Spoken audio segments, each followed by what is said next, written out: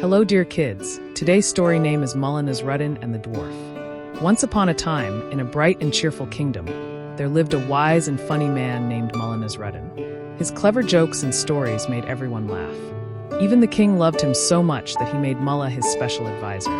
Every morning, the king listened to his tales and felt happy. But some jealous courtiers didn't like this. They smiled in front of Mulla, but secretly planned to get him into trouble.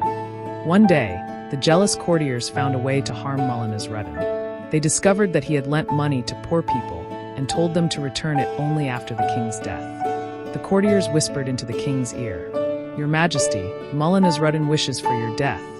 The king was shocked and angry. "How dare he?" shouted.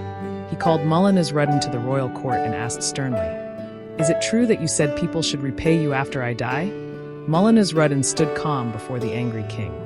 He smiled softly and said, "Yes, your Majesty, that is true." The king's eyes widened. "So you wish for my death?" he thundered. But Mulla replied gently, "No, your Majesty. I did this for your long life. Now all those poor people pray day and night that you live forever, so they never have to return the loan." For a moment, the court was silent, and then the king burst into laughter. He was so pleased that he gave Mulla a golden necklace. Everyone clapped and laughed, except for one minister whose heart filled with jealousy. "Why does the king like Mulla so much?" he thought angrily. "I will make sure he never comes to the court again." So the minister went to meet his friend, a wicked magician who loved to play tricks. "My friend," said the minister, "create a spell that will drive Mulla Nasruddin away forever." The magician smiled slyly. "I have just the thing," he said, and began his dark plan. The magician brought out a small cage, and inside it was a magical dwarf. "This little fellow will teach Mulla a lesson," the magician said. He took a piece of paper and wrote Mulla Nasruddin's name along with some secret magical words. Handing it to the minister, he whispered, "Slip this paper into Mulla's pocket and then watch the fun." The minister grinned wickedly and called one of his most trusted servants to carry out the trick.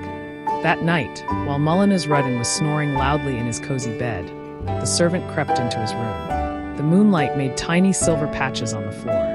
Step by step, the servant tiptoed closer and gently slipped the paper into Mulla's pocket.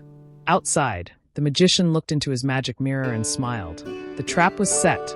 Then he went to the dwarf's cage and said, "Go, the one who holds this paper will take you to the moon." The dwarf jumped up with excitement and disappeared into the night. Soon the dwarf found Mulla Nasruddin.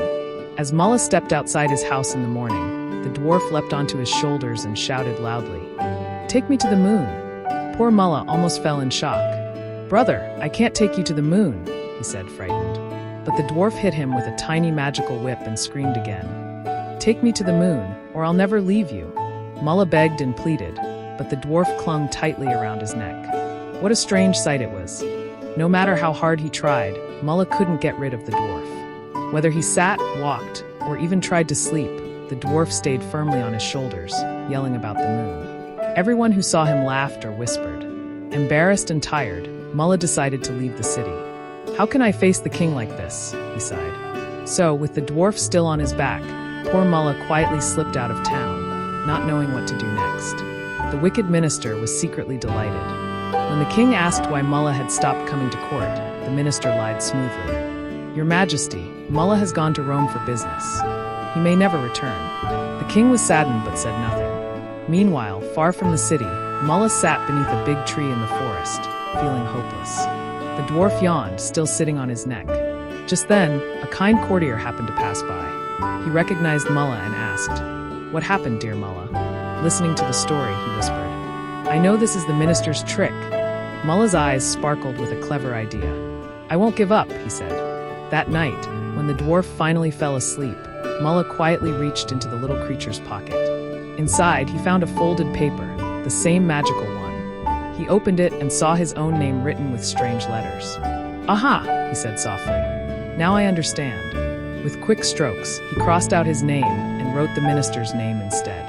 Then he smiled and handed the paper to the courtier beside him. "Brother," said Mulla, "take this paper to my maid in the city. Tell her to slip it secretly into the minister's pocket tonight." The courtier hurried back and explained everything to the maid. She nodded bravely. That night, she entered the minister's grand palace through a hidden passage. The palace guards were asleep. She quietly tiptoed to the minister's room and slipped the magical paper into his pocket. The moment it happened, something magical stirred in the air. The spell had changed its master. Before sunrise, the dwarf jumped off Mulla's shoulders and leapt onto the minister's neck.